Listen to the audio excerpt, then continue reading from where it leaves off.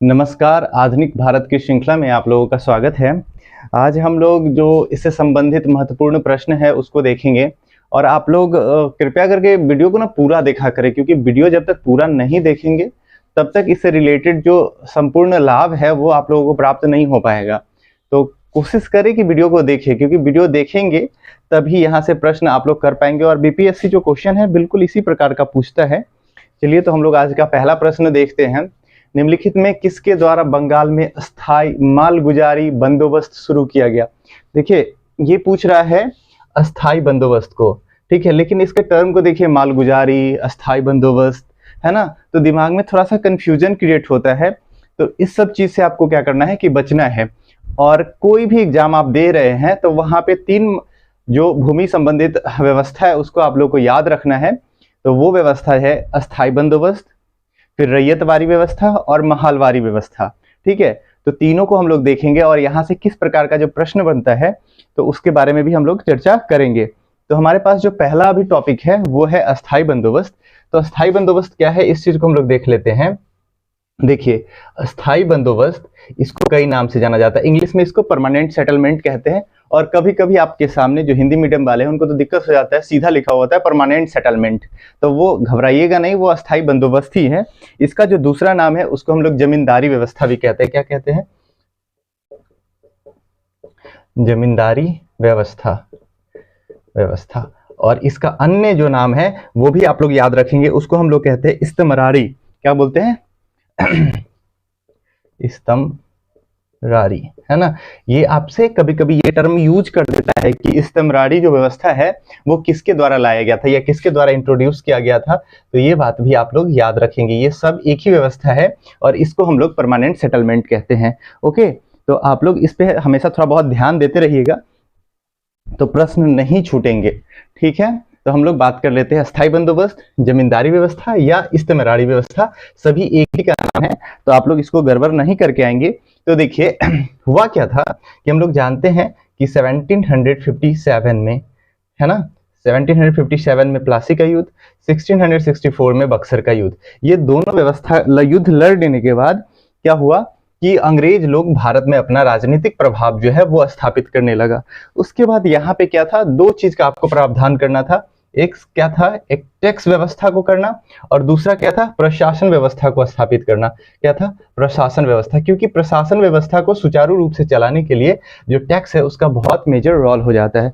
तो इसी वजह से, और अंग्रेज लोग, अभी तो ईस्ट इंडिया कंपनी थी, उसका मेन मकसद क्या था, भारत से जितना ज्यादा से ज्यादा हो सके पैसा की लूट की जाए। तो इसी वजह से उनके द्वारा डिफरेंट भारत में प्रयोग किए जा रहे थे व्यवस्था। और भारत एक कृषि प्रधान देश था, तो सबसे ज्यादा जो शोषण हुआ वो किसान वर्गों का हुआ। तो इस समय जब ये व्यवस्था लाई गई थी, उस समय जो ब्रिटेन के प्रधानमंत्री थे, ये बात आप लोग याद रखेंगे, ये सब क्वेश्चन पूछ लेता है, उनका नाम था पिट। क्या नाम था? पिट। तो ये पिट के द्वारा ही क्या कहा गया कि भारत में एक ऐसे व्यवस्था को लाया जाए जिससे अधिक से अधिक किसानों से कर वसूला जाए, ठीक है, और ये व्यवस्था क्या हो, फिक्स हो, यानी कि अस्थाई हो। तो प्रधानमंत्री पिट के द्वारा जो लाया गया वो व्यवस्था क्या कहलाई? अस्थाई बंदोबस्त कहलाई। और अस्थाई बंदोबस्त में इनके जो सहयोगी थे उनका नाम याद रखेंगे, जो कंपनी के डायरेक्टर हुआ करते थे उनका नाम है जॉन सोर और चार्ल्स ग्रांट। याद रखेंगे आप लोग, जॉन सोर व चार्ल्स ग्रांट, ठीक है। ये दोनों आप लोग नाम याद रखेंगे, जॉन सोर का भी और चार्ल्स ग्रांट का भी नाम, क्योंकि यहां से प्रश्न बनते हैं। आपसे सीधा सीधा क्वेश्चन पूछेगा कि अस्थाई बंदोबस्त में संबंध है, अस्थाई बंदोबस्त से संबंध है। तो देखिए, इसके जो मेन थे, तो गवर्नर जनरल का तो नाम आप लोग को याद ही रखना है, कॉर्नवालिस का, कॉर्नवालिस, है ना, या लॉर्ड कॉर्नवालिस। तो ये जो कॉर्नवालिस है, इनके द्वारा क्या लगाया गया, अस्थाई बंदोबस्त। लेकिन इनके जो सहयोगी थे उनका नाम है जॉन सोर और चार्ल्स ग्रांट। क्या नाम है? जॉन सोर और चार्ल्स ग्रांट। अब देखिए, यहाँ पे जो ये प्रश्न आता है उस पर भी थोड़ा सा फोकस करेंगे। जैसे आपसे क्वेश्चन पूछ लेगा कि अस्थाई बंदोबस्त में निम्नलिखित में से किन का संबंध है, और वहां पे कॉर्नवालिस, चार्ल्स ग्रांट, ठीक है। उसके बाद जॉन सोर, हेक्टर मुनरो और टॉमस मुनरो, ऐसा नाम लिखा हुआ होगा। तो आप लोग कार्नावालिस पढ़ेंगे और फटाक से ऑप्शन ए या बी जहां पे मेंशन किया होगा वो करके आ जाएंगे, लेकिन आपका आंसर क्या हो जाएगा, गलत हो जाएगा, क्योंकि यहाँ पे जॉन सोर और चार्ल्स ग्रांट भी इनसे जुड़े हुए हैं। तो ये बात आप लोग याद रखेंगे। उसके बाद ये क्वेश्चन पूछ लेता है कि ये व्यवस्था कब लाई गई थी। तो ये व्यवस्था जो है वो 1793 में लाई गई थी। कब लाई गई थी, 1793 ईस्वी में। ये बात आप लोग याद रखेंगे। 1793 ईस्वी में गवर्नर का नाम दिया होगा तो कार्नावालिस याद रखेंगे। अगर उनके सहयोगी या किनका संबंध है ऐसा क्वेश्चन पूछता है तो जॉन सोर, चार्ल्स ग्रांट का नाम याद रखेगा। अगर आपसे कभी कभी अभी थोड़ा ना बीपीएससी का ट्रेंड चेंज हो गया है तो थोड़ा बहुत डेप्थ में क्वेश्चन पूछ लेता है। तो ब्रिटेन के अगर प्रधानमंत्री का नाम पूछ लेता है, जो ब्रिटेन के प्रधानमंत्री कौन थे, तो पिट थे। क्या नाम है, पिट। ठीक है, ये बात भी याद रखेंगे। ठीक है, फिर आगे चलते हैं, इसमें क्या प्रावधान किया गया। देखिए बहुत सुंदर सा यहाँ पे प्रश्न बनेगा कि आपसे क्वेश्चन पूछेगा, निम्नलिखित में से वो कौन से क्षेत्र हैं जहां पे अस्थायी बंदोबस्त प्रभावी नहीं थे। ठीक है, उसमें ऑप्शन में लिखा रहेगा बिहार, है ना, बंगाल, उड़ीसा, उसके बाद बनारस, फिर लिखा रहेगा उत्तरी कर्नाटक। ठीक है, अब आप लोग जब ऑब्जेक्टिव क्वेश्चन पढ़ेंगे तो वहां आपको लिखेगा बिहार, बंगाल, उड़ीसा, ये तीन ऑप्शन तो मिल जाता है, लेकिन बनारस और कर्नाटक का जो ऑप्शन है वो नहीं मिलेगा। तो आप लोग इसमें ऑप्शन दिया रहेगा पहला, है ना, पहला में लिखेगा ए और बी, है ना, ऑप्शन नंबर 1 में लिखा हुआ रहेगा ए और बी, तो आप लोग कहेंगे बिहार, बंगाल। अच्छा, दूसरा में लिखा होगा ए बी सी, ठीक है, तीसरा ऑप्शन रखेगा बी सी, चौथा ऑप्शन रखेगा इनमें से सभी, और पांचवा ऑप्शन इनमें से कोई नहीं। ठीक है, तो आप लोग अधिकांश बच्चा क्या करेंगे, second number option A B C यानी बिहार, बंगाल और उड़ीसा करके आ जाएंगे। बनारस और उत्तरी कर्नाटक को मिस कर देंगे। ज्यादातर बच्चा उत्तरी कर्नाटक को भूल जाते हैं क्योंकि कहते हैं ये साउथ में है, यहाँ तो रैयतवाड़ी व्यवस्था लगा था, उसको गलत करके आ जाएंगे। तो इसका सही आंसर क्या होगा, इनमें से सभी, यानी कि अस्थायी बंदोबस्त जो है, परमानेंट सेटलमेंट या इस्तेमरारी या व्यवस्था, मालगुजारी व्यवस्था का बात कर ले, या इसको हम लोग किस नाम से और जानते हैं जमींदारी व्यवस्था का। तो इस व्यवस्था के तहत क्या हुआ था, बिहार, बंगाल, उड़ीसा और कर्नाटक में लगाया गया था। ये बात उत्तरी कर्नाटक में है ना, ये बात भी आप लोग याद रखेंगे। यहाँ से प्रश्न बन जाते हैं और ये बहुत इंपॉर्टेंट है, छोटा छोटा बात आप लोग याद रखिएगा। उसके बाद पूछा जाता है कि ये भारत के कुल भूमि पे कितने परसेंट पे लगाया गया था। तो भारत के 19%, 19% जो भूमि है उस पे लगाया गया था, ये भारत के 29% क्षेत्र में। उसके बाद यहाँ पे एक क्वेश्चन और बन जाता है कि ये जो मालगुजारी व्यवस्था या अस्थायी बंदोबस्त या इस्तेमरारी या जमींदारी व्यवस्था जो है वो किनके बीच कॉन्ट्रैक्ट था, है ना। तो उसमें लिखा हुआ होगा अंग्रेज वर्सेज फार्मर, यानी कि किसान, है ना। दूसरा लिखा हुआ रहेगा अंग्रेज वर्सेज जमींदार, है ना। फिर अंग्रेज वर्सेज गवर्नर। तो ये जो बात था वो किसके बीच में था, अंग्रेज और जमींदारों के बीच में समझौता था। अस्थायी बंदोबस्त जो था वो किसके बीच में था, अंग्रेज और जमींदार के बीच में। ठीक है, तो अब यहाँ से आप लोगों का प्रश्न तो नहीं छूटना चाहिए। देखिए अस्थायी बंदोबस्त जो व्यवस्था है उसमें अंग्रेज लोग क्या करते थे कि एक भूमि का एक फिक्स कर देते थे कि आपको साल में जो खेत में से जितना भी आपका उत्पादन है इसका इतना % क्या है आपको देना ही होगा। और ये जो काम होता था, जैसे एक किसान है यहाँ पे रामू नाम का, ठीक है, उसके पास कुछ जमीन है तो उस पर फिक्स कर दिया गया आपका फसल हो चाहे नहीं हो, इस भूमि से आपको 1000 रुपया देना है। रामू क्या करता था, एक जमींदार इसके अंदर जो आता था उसका नाम क्या था, राम बाबू, तो उस राम बाबू को वो दे देता था जो अपना 1000 रुपया उसके पास हो चाहे नहीं। और राम बाबू जो होता था वो कहाँ पहुंचा देता था, तो कार्नावालिस के पास पहुंचा देता था। कहाँ पहुंचा देता था, गवर्नर जनरल के पास। तो रामू, इस प्रकार एक श्रृंखला बना हुआ था जिसमें से किसान को अनिवार्य रूप से था, ये फिक्स होता था। और इसमें क्या होता था, राम बाबू जो होता था वो भी इसका 1/11 शेयर अपने पास रख लेता था। उसके बाद कार्नावालिस, यानी कि इसमें बिचौलिया व्यवस्था था। ठीक है, इंटरमीडिएट का इसमें काम हुआ करता था। अब याद रखें, तो इसका जो पहला आंसर हम लोग देखेंगे कि अस्थायी बंदोबस्त किसके द्वारा शुरू किया गया, तो लॉर्ड कार्नावालिस के द्वारा शुरू किया गया और 1793 में शुरू किया गया। ये बात आप लोग याद रखेंगे, ठीक है। और ये इसका किस किस क्षेत्र में यह लगाया गया, ये बात भी आप लोग याद रखेंगे, बहुत इंपॉर्टेंट है बाबू, यहां से क्वेश्चन बन जाता है। नेक्स्ट क्वेश्चन की तरफ चलेंगे। देखिए किस गवर्नर जनरल के समय में सिंध का विलय कर लिया गया। अगर आप लोग लास्ट वीडियो देखे होंगे तो आप लोग को पता होगा कि इसके बारे में हम लोग बात किए थे कि क्या किया गया था कि 1839 से लगा करके 1842 तक क्या हुआ था, एक वॉर चला था जो 2 शिफ्ट में चला था। वो किसका वॉर था? अफगान की सेना और सिंध की सेना के बीच में, है ना, इसके बीच में चला था। हम लोग को पता है कि सिंध जो था 1836 के तहत क्या कर लिया था कि अंग्रेजों के अंदर उसके संरक्षण में चला गया था, जिसको सहायक संधि कहते हैं, वो एक्सेप्ट कर लिया था, जिसकी वजह से सिंध और प्लस अंग्रेज की सेना थी, है ना, इंग्लिश जो सेना थी वो इसके साथ लग रही थी। ओके, और हम लोग जानते हैं कि 1843 में गवर्नर एलन बरो के नेतृत्व में ये युद्ध लड़ा गया, और 42 तक लड़ा गया, और 1843 में गवर्नर एलन बरो के नेतृत्व में सिंध को क्या किया गया, अंग्रेज के साथ मिला लिया गया। और बहुत इंपॉर्टेंट यहाँ पे ये बात आप लोगों को याद रखना है कि जो सिंध जो प्रोविनेंस था, आपसे ये भी क्वेश्चन पूछ सकता है कि भारत का चौथा प्रोविनेंस कौन बना। तो हम लोग जानते हैं कि भारत का पहला प्रोविनेंस था वो कलकत्ता था, ठीक है, दूसरा प्रोविनेंस था वो मद्रास था, तीसरा जो प्रोविनेंस था वो बंबई था। कौन था? बंबई था। ये बात आप लोग याद रखेंगे। और चौथा जो प्रोविनेंस था वो कौन था? सिंध था। कौन बना? सिंध प्रोविनेंस। तो अब हम लोग बात किए थे कि सिंध प्रोविनेंस में अगर कोई कोई क्षेत्र बनेगा तो उस क्षेत्र का भी क्या होगा, कोई ना कोई गवर्नर नियुक्त किया जाएगा। तो सिंध प्रोविनेंस जो अंग्रेज के द्वारा 1843 में एक प्रांत के रूप में उभरा, वो अंग्रेज प्रांत के रूप में उभरा, तो इसके पहले गवर्नर कौन बने, ये क्वेश्चन आप लोग से पूछ लेता है कि सिंध के पहले गवर्नर कौन थे। तो चार्ल्स नेपियर, ये बात आप लोग याद रखेंगे। कौन थे? Charles Napier. चार्ल्स नेपियर आप लोग को दिख रहा है ना, चार्ल्स नेपियर हम बोल भी रहे हैं, आप लोग इसको लिख भी लेंगे, ठीक है।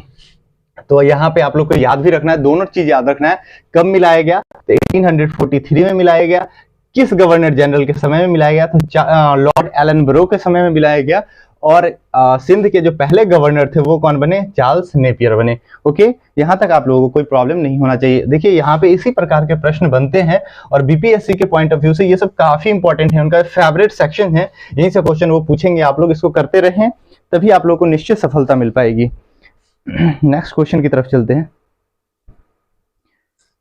देखिए कितना अच्छा है। इससे पहले जो हम लोग एक व्यवस्था पढ़े थे जिसका नाम था अस्थाई बंदोबस्त, अब जो हम लोग पढ़ेंगे वो हम लोग पढ़ेंगे रैयतवारी व्यवस्था। किसको पढ़ेंगे? रैयतवारी व्यवस्था क्या है? अंग्रेजों द्वारा बनाई गई भू व्यवस्था की निम्नलिखित प्रणालियों में से कौन सी कृषकों के हित को अधिक सुरक्षा प्रदान करती थी? यानी जो किसान के जो हित है उसको सबसे ज्यादा संरक्षण जो देने वाला कौन सा भू व्यवस्था था? तो वो था रैयतवारी व्यवस्था। अच्छा जी, ऐसा क्यों था? तो इसके बारे में भी हम लोग थोड़ा सा बात कर लेते हैं। देखिए ये मद्रास में लगाया गया था और बंबई में लगाया गया था, ये आप लोग जानते हैं। तो इसको याद रखेंगे कि भू राजस्व का जो प्रणाली है, किसके बारे में हम लोग बात कर रहे हैं? रैयतवारी, है ना। देखिए ये दिख रहा है आप लोग को, एक सेकेंड। रैयतवारी व्यवस्था 1820 में लगाया गया था, ठीक है, ये दिख रहा है, एक बार कैमरा में चेक कर लेते हैं। हाँ दिख रहा है आप लोगों को। तो रैयतवारी व्यवस्था जो है वो 1820 में लगाया गया था। कहाँ पे लगाया गया था? तो आप लोग जानते हैं कि मद्रास में लगाया गया था, है ना। तो मद्रास के उस समय के गवर्नर जनरल कौन थे? तो टॉमस मुनरो या थॉमस मुनरो इनको कहते हैं, टॉमस मुनरो, या कहीं कहीं पे ये टॉमस के जगह पे थॉमस लिखा हुआ होगा, है ना। ये इंग्लिश में टॉ और थॉ को एक ही लिखते हैं, टी से टॉ, टी एस से थॉ, है ना। तो याद रखिएगा मद्रास में टॉमस मुनरो या थॉमस मुनरो ये सेम ही है, वो गवर्नर जनरल थे। जबकि बंबई के गवर्नर जनरल, है ना, बंबई, देखिए मेन जो था वो मद्रास के गवर्नर जनरल का था, जबकि इनके सहयोगी का अगर बात कर लिया जाए तो बंबई के गवर्नर जनरल थे। उनके बारे में भी आपसे क्वेश्चन पूछ लेता है, उनका नाम है एलिफिस्टन। एलिफिस्टन, ये नाम भी आप लोग याद रखेंगे, एलिफिस्टन।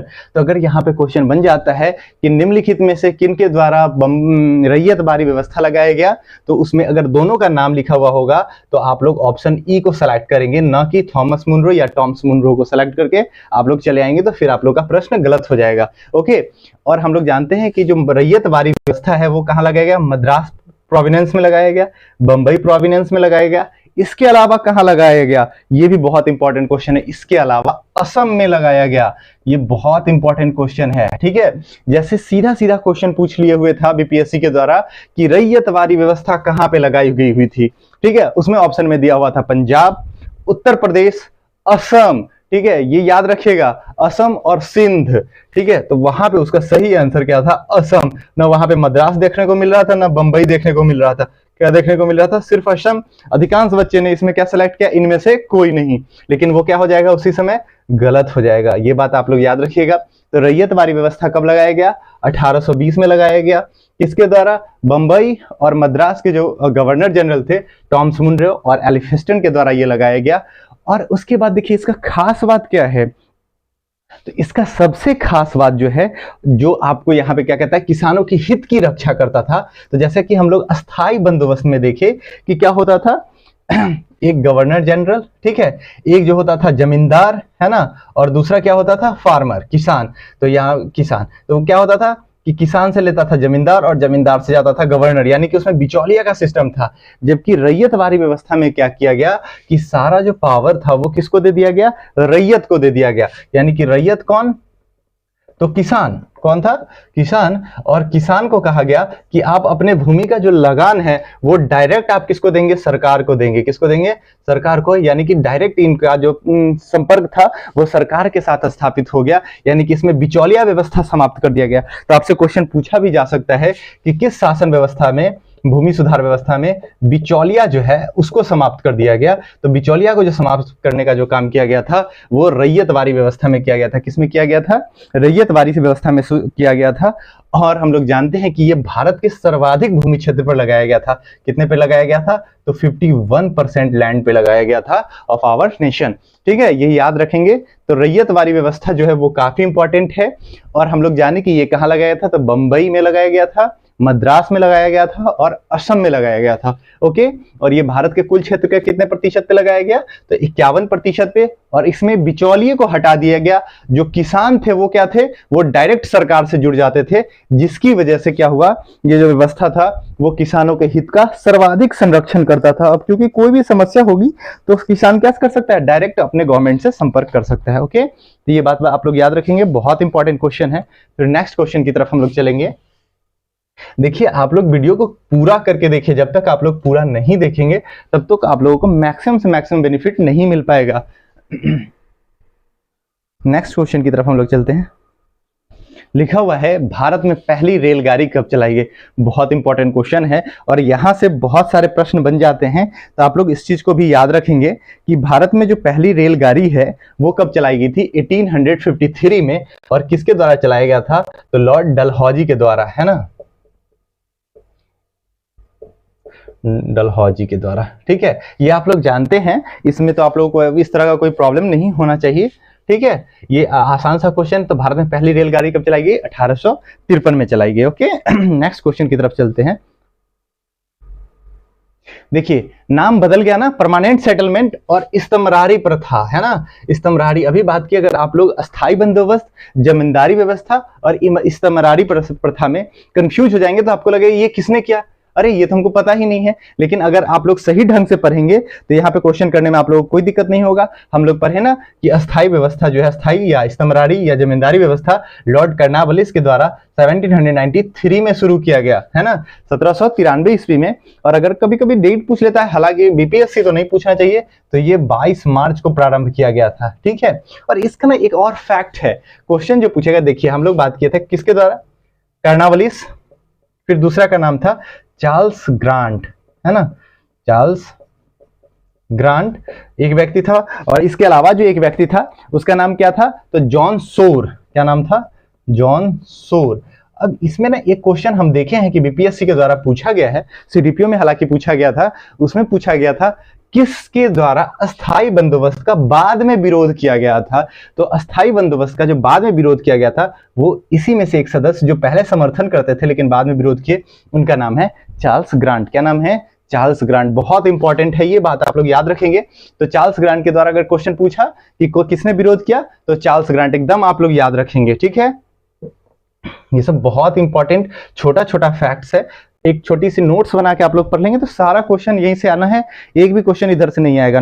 अगर कुछ भी बात हम नया बताते हैं तो उसको रिमार्क करके आप लोग याद रखेंगे। ओके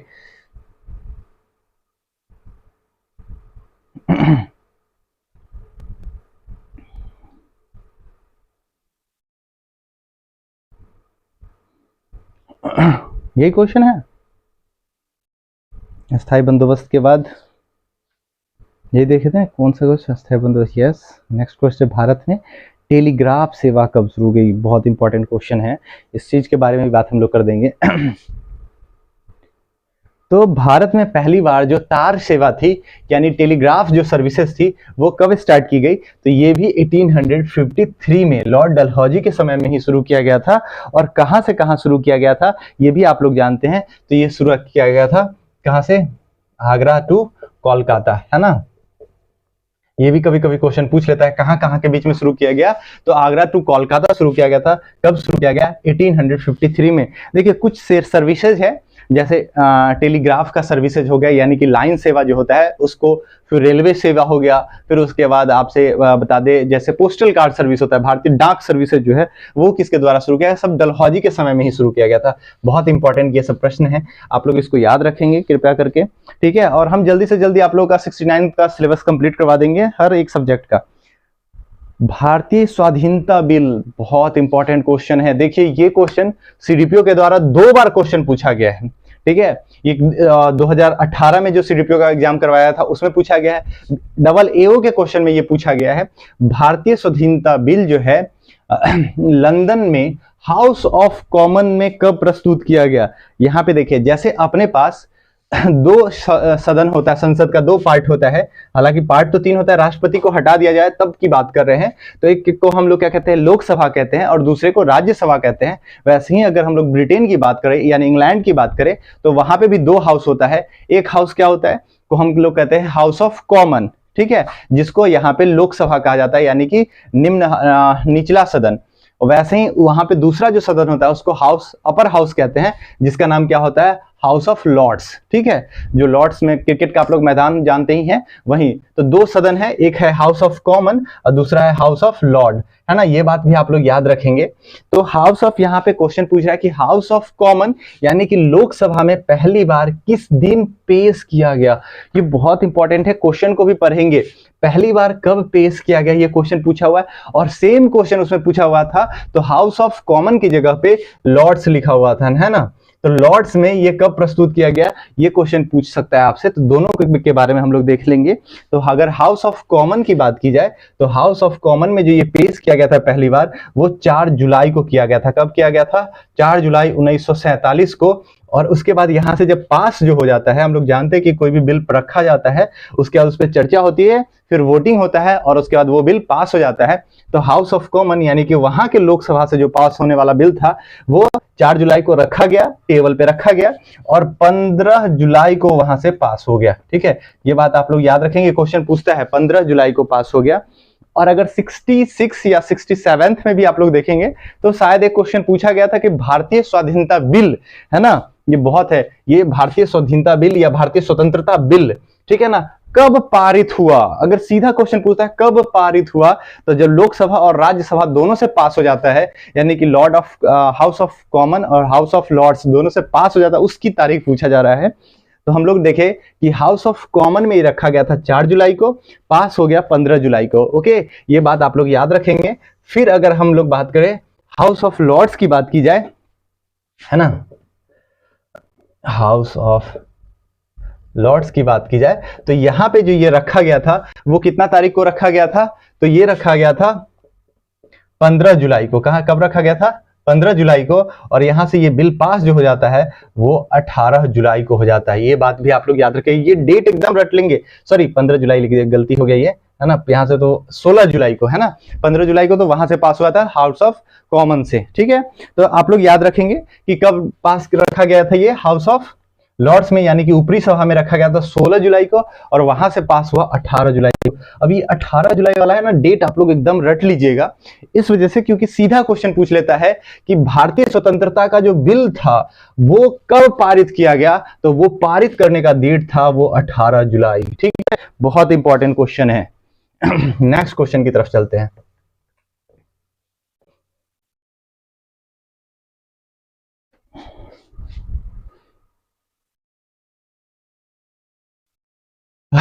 बहुत इंपॉर्टेंट क्वेश्चन है ये भी, कि भारतीय सिविल सेवा किस गवर्नर जनरल या किस वायसराय के शासनकाल के दौरान आरंभ हुआ था।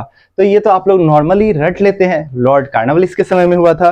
कब हुआ था? Lord Cornwallis. इसी वजह से भारत में सिविल सेवा का जो पिता कहा जाता है वो लॉर्ड कार्नवालिस को कहा जाता है। तो देखिए इसमें हुआ क्या था, हम लोग जानते हैं कि बक्सर और प्लासी के युद्ध के बाद अंग्रेज लोग था वो क्या किया कि भारत में प्रशासनिक और राजनीतिक इंटरप्शन स्टार्ट कर दिया गया, यानी कि वो अपना वर्चस्व बढ़ाने लगा। और उसके बाद है ना 1786 ईस्वी में जब लॉर्ड कार्नवालिस भारत के गवर्नर, बंगाल के गवर्नर बन के आते, क्योंकि अभी इनको भारत का नहीं मिला है मानता, अभी बंगाल के ही गवर्नर है। और ये जब बन के आते हैं तो सर्विसेज, इंडियन सिविल सर्विसेज को स्टार्ट करते हैं। और उस समय जो ये सर्विसेज था वो क्या कहलाता था? भारत का रेवेन्यू कलेक्टर कहलाता था। क्या कहलाता था? रेवेन्यू कलेक्टर कहलाता था, है ना। और इनका मेन मकसद क्या होता था कि भारत जो ईस्ट इंडिया कंपनी है उसमें जो वाणिज्य का मामला है, यानी कि जो टैक्स से रिलेटेड या रेवेन्यू कलेक्शन से संबंधित जो मामला है उस चीज को हैंडल करना। और इसके लिए उन्होंने क्या की? तो सिविल सर्विसेज की व्यवस्था की। तो कब की? तो 1786 ईस्वी में किया गया, 1786 में। और ये किसके द्वारा किया गया? तो लॉर्ड कार्नवालिस। और इसी वजह से इनको क्या कहा जाता है? भारत में सिविल सेवा के पिता। ठीक है, तो आप लोग इस चीज को भी याद रखेंगे। ये सब क्वेश्चन आसान है लेकिन यहीं पे बच्चे लोग फंस जाते हैं। वाह, ये तो और भी अच्छा क्वेश्चन है। लिखा हुआ है ब्रिटिश ईस्ट इंडिया कंपनी के शासनकाल में सदर दीवानी अदालत, है ना। तो जो अदालत होता है, सदर का मतलब होता है जिला, डिस्ट्रिक्ट लेवल पे बात किया जा रहा है। तो ये बात भी अगर आप लोग कंफ्यूज हो रहे हैं, सदर पढ़ के जाइएगा, जिला दीवानी अदालत, तो यार सदर पढ़े थे जिला नहीं पढ़े। तो जिला दीवानी और जिला फौजदारी, है ना, ये बात भी आप लोग को याद रखना है। फौजदारी, है ना। देखिए दीवानी और फौजदारी में थोड़ा सा अंतर होता है। फौजदारी वैसे मुकदमा होता है जिसमें क्राइम से रिलेटेड, किसी का मर्डर कर देना, किसी के साथ मारपीट करना, किसी पे चोरी करना। जबकि दीवानी मामला कैसा होता है? जैसे किसी के जमीन का विवाद हो, ठीक है ना, जिसमें क्या किया गया, किसी का जमीन कोई हड़प लिया गया हो, है ना, जिसमें क्रिमिनल केस नहीं बनता, उसको हम लोग दीवानी मामला कहते हैं। ओके, तो ये जो शुरू किया गया था वो वॉरेन हेस्टिंग के द्वारा शुरू किया गया था। किसके द्वारा शुरू किया गया था? वॉरेन हेस्टिंग के द्वारा शुरू किया गया था। बहुत इंपॉर्टेंट फैक्ट है, ठीक है ना। इन वॉरेन हेस्टिंग जो था वो भारत में क्या करता है कि जो अदालत सिस्टम है उसको शुरू करता है और फौजदारी व्यवस्था है। और ये शुरू कब किया गया था तो ये बात भी देख लेंगे। तो हम लोग जानते हैं कि वॉरेन हेस्टिंग वो क्या हटाते हैं? भारत में द्वैध शासन हटा देते हैं। कब हटाते हैं? तो 1772 में हटाते हैं ना। तो इसी समय जब 72 में वो क्या करते हैं, जब से हटाते हैं इसी समय ये व्यवस्था करते हैं जिला फौजदारी व्यवस्था का और जिला दीवानी अदालत का। ठीक है, ये बात आप लोग रखेंगे, सदर दीवानी अदालत किसके द्वारा? तो वॉरेन हेस्टिंग के द्वारा। और इसका जो लिमिट है वो भी आप लोग याद रखेंगे क्योंकि आजकल स्टेटमेंट ओरिएंटेड क्वेश्चन आता है। तो इसका जो सुनवाई जो करता था उसका पावर किसके पास था? तो कलेक्टर के पास हुआ करता था। किसके पास हुआ करता था? जो जिला का कलेक्टर है उनके द्वारा इसके पास ये पावर होता था कि वो इसका क्या कर सके? सुनवाई कर सके। और कितने तक की? तो 500 रुपए तक की, है ना। इनका मैक्सिमम कितना था? 500 रुपए तक की मामला जो है इसमें शुरू कर दिया जाएगा। जबकि हम लोग जानेंगे कि 1773 में भारत का पहला हाई कोर्ट बनता है कहाँ पे? तो कोलकाता में बनता है। इस चीज के बारे में बात करेंगे। वो हाई कोर्ट क्या सुप्रीम कोर्ट था उस समय का। ठीक है, नेक्स्ट क्वेश्चन की तरफ हम लोग बात करते हैं। इसी तरह का कुछ कुछ जो फैक्चुअल क्वेश्चन है वो काफी इंपॉर्टेंट क्वेश्चन आप लोग याद रखेंगे। ये बहुत इंपॉर्टेंट क्वेश्चन है। सदर दीवानी अदालत एकदम रट लेंगे कि भारत में सदर दीवानी अदालत किसके द्वारा शुरू किया गया था। दीवानी की जगह अगर फौजदारी भी रहेगा तो नहीं घबराएंगे, किसके द्वारा? वॉरेन हेस्टिंग के द्वारा शुरू किया गया था। ठीक है, प्रशासनिक सुधार में ये आप लोगों को पढ़ना होगा। नेक्स्ट क्वेश्चन चलते हैं हम लोग। लिखा हुआ है औपनिवेशिक काल के दौरान निम्नलिखित में से वह क्षेत्र कौन सा था जिसमें मुख्यतः ब्रिटिश पूंजी का निवेश किया गया। आहा, बहुत अच्छा क्वेश्चन है। यहाँ पे क्या कहा जा रहा है कि अंग्रेज के द्वारा उनके पैसा का इन्वेस्टमेंट कहाँ पे किया गया? वो औपनिवेशिक काल में तो अगर बात कर ले तो उनको जहां से सबसे ज्यादा बेनिफिट होगा वहीं पे वो कर रहे थे। वो देखिए भारत का आधारभूत संरचना वो कभी विकास करना नहीं चाहते थे, बहुत ज्यादा इंफ्रास्ट्रक्चर वो डेवलप नहीं करते थे। अपने काम के लिए उनको अगर कोई लगता था तो वो उस चीज का स्ट्रक्चर डेवलप करते थे जो अपने हित में हो, ठीक है ना। उद्योग को तो बिल्कुल डिस्ट्रॉय कर दिए थे, कहते कि उद्योग हम यहाँ से रॉ मटेरियल ले जाएंगे, ब्रिटेन में उसको बनाएंगे, ब्रिटेन में अच्छा उद्योग होगा और फिर वहां से वही प्रोडक्ट बना के आपके यहाँ लेके आएंगे और क्या करेंगे, आप ही को बेच के आप ही से पैसा कमाएंगे।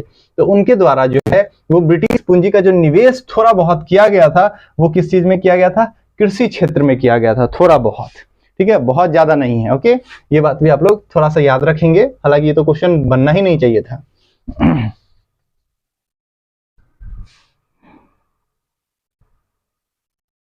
हाँ, बहुत अच्छा क्वेश्चन है, ये सब आप लोग याद रखें। ब्रिटिश साम्राज्य के दौरान भारत का आर्थिक अपवाह है ना, यानी कि जो वेल्थ ड्रेनेज थ्योरी है वो किसके द्वारा दिया गया, बहुत इंपॉर्टेंट क्वेश्चन है। Drain of the wealth rule ये किसके द्वारा दिया गया, या थ्योरी ऑफ वेल्थ ड्रेनेज ये किसके द्वारा दिया गया, तो ये दादा भाई नौरोजी के द्वारा दिया गया। आर्थिक अपवाह का जो सिद्धांत है इसको हम लोग ड्रेन ऑफ वेल्थ कहते हैं ना, यानी ड्रेन ऑफ वेल्थ है ना, यानी धन के जो निकासी का जो सिद्धांत है वो आपसे क्वेश्चन पूछ सकता है। तो धन के जो निकासी का जो सिद्धांत है वो किसके द्वारा दिया गया, दादा भाई नौरोजी के द्वारा। कभी कभी ये भी क्वेश्चन आपसे पूछ लेता है कि किस पुस्तक में ड्रेन ऑफ वेल्थ का सिद्धांत यानी जो धन के निकासी का सिद्धांत है वो लिखा गया। तो ये बात भी आप लोग याद रखेंगे, poverty and un British rule in India, ये बात भी आप लोग याद रखेंगे। लिख देते हैं, poverty and British rule in India, ये पुस्तक है, ये दादा भाई नौरोजी के द्वारा ही लिखा गया था। और इसी पुस्तक में क्या लिखा गया है, तो ड्रेन ऑफ वेल्थ का जो सिद्धांत है वो दिया गया है, ये बात भी आप लोग याद रखेंगे। बुक का नाम है, ये क्वेश्चन पूछ लेता है, poverty and un British rule of India. पुस्तक के लेखक कौन है, तो कौन है, दादा भाई नौरोजी। उसका क्वेश्चन ऐसे भी पूछ लेता है कि भारत में जो धन का निकासी का सिद्धांत है इस पर पहला बार ध्यान किसका गया, तो दादा भाई नौरोजी का। या ये भी क्वेश्चन पूछ सकता है कि भारत को इस बात चीज से रूबरू कराने वाला कौन था, तो दादा भाई नौरोजी, ठीक है। तो धन के निष्कासन का जो सिद्धांत है या निष्पंदन का जो सिद्धांत है वो किसके द्वारा दिया गया था, तो दादा भाई नौरोजी के द्वारा, उनके द्वारा लिखी गई पुस्तक poverty and un British rule of India से। ओके, नेक्स्ट क्वेश्चन की तरफ हम लोग चलते हैं।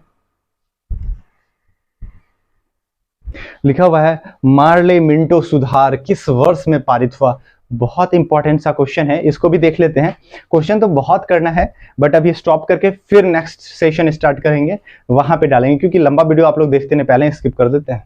मार्ले मिंटो सुधार है ना, ये क्या है, कब लाया गया था, थोड़ा सा जान ले। देखिए हम लोग जानते हैं कि 1858 में, ठीक है, जब महारानी का घोषणा पत्र आया था उसमें क्या किया गया कि ईस्ट इंडिया कंपनी से, है ना, ईस्ट इंडिया कंपनी से क्या कर दिया गया, जो पावर है वो शिफ्ट कर दिया गया कहां पे, तो ब्रिटेन क्राउन के पास। कहां शिफ्ट कर दिया गया, ब्रिटेन क्राउन के पास। और जब ब्रिटेन क्राउन के पास ये पावर चला गया तो वहां पे अब ब्रिटेन की महारानी जो है वो इंडिया में तो बैठेंगी नहीं, तो उनका एक रिप्रेजेंटेटिव होता था जिसको हम लोग सेक्रेटरी ऑफ ब्रिटेन कह सकते हैं या भारत का सचिव कह सकते हैं। क्या कह सकते हैं, भारत का सचिव एक नियुक्त किया जाता था, जो बैठता था कहाँ था, लंदन में बैठा करता था।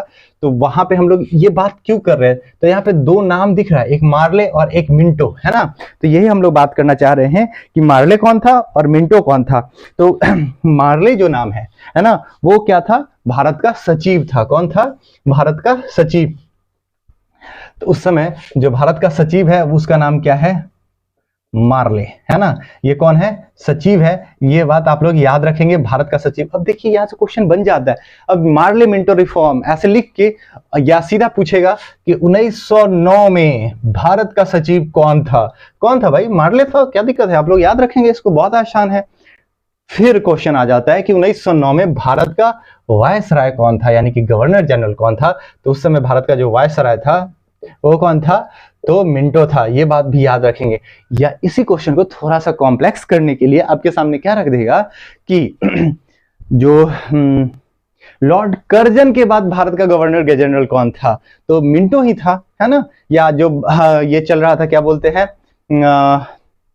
स्वदेशी मूवमेंट के बाद भारत का गवर्नर जनरल कौन बना। ये बात भी छोटा छोटा फैक्ट्स है। तो कर्जन के बाद जो बनने वाला था उसका नाम मिंटो है। तो आप लोग याद रखेंगे ये मार्ले और मिंटो कुछ नहीं है, एक भारत का सचिव है और दूसरा भारत का वायसराय है, जिसके द्वारा एक अधिनियम लाया गया था 1909 में। इसको भारत शासन अधिनियम 1919 के नाम से भी हम लोग जानते हैं। किसके नाम से जानते हैं? या भारत परिषद अधिनियम, है ना, भारतीय परिषद अधिनियम 1909।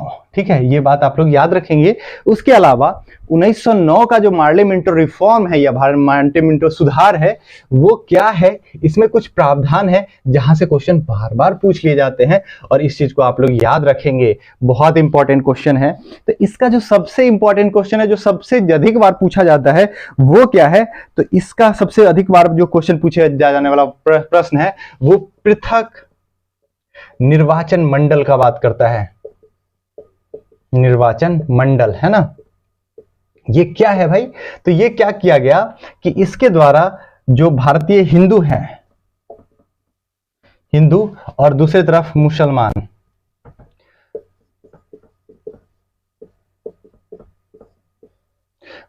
है, उनको क्या किया गया? उनके लिए पृथक चुनाव व्यवस्था, अलग अलग चुनाव करेंगे। ठीक है ना, उनके लिए अलग वोटिंग सिस्टम है। और इसी वजह से ये बात आप लोग याद रखेंगे कि जो हिंदू है ना, हिंदू और इधर मुसलमान, इनके लिए जो अलग अलग चुनाव व्यवस्था जब शुरू किया गया, और इसी चीज को भारत के पहले जो राष्ट्रपति है राजेंद्र प्रसाद,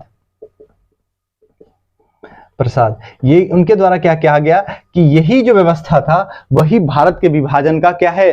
बीज है। ये बात भी याद रखेंगे। ये क्वेश्चन पूछेगा कि मार्ले मिंटो सुधार ही राजेंद्र प्रसाद के द्वारा, ये क्वेश्चन आपसे पूछा गया है, ये 66 में है या 65 में ये बता नहीं सकते, बट ये क्वेश्चन पूछा गया है कि राजेंद्र प्रसाद के अनुसार जो भारतीय विभाजन का जो बीज है वो किसको माना गया है? तो 1919 के सुधार को, 1909 के सुधार को, है ना, या मुस्लिम लीग को माना गया है, या भारत और कांग्रेस, जो कांग्रेस है और मुस्लिम लीग के एक साथ आने को कहा गया है। तो याद रखेंगे जो हिंदू मुस्लिम के लिए अलग निर्वाचन था वो कब प्रावधान किया गया? पृथक निर्वाचन मंडल का जो व्यवस्था किया गया था वो किया गया था 1909 में। और इसी को कहा जाता है कि हिंदू मुस्लिम के बीच में या भारत के विभाजन का जो बीज है। और ये कहा किसके द्वारा गया है? तो राजेंद्र प्रसाद के द्वारा कहा गया है। ये बात भी आप लोग याद रखेंगे, यहां से प्रश्न बन जाते हैं। तो पहला आप लोग को याद रखा गया, बात कहा गया कि क्या है इसमें? तो पृथक निर्वाचक मंडल का बात किया गया है। दूसरा बात क्या है कि जब निर्वाचक मंडल होना है यानी कि चुनाव किया जाना है,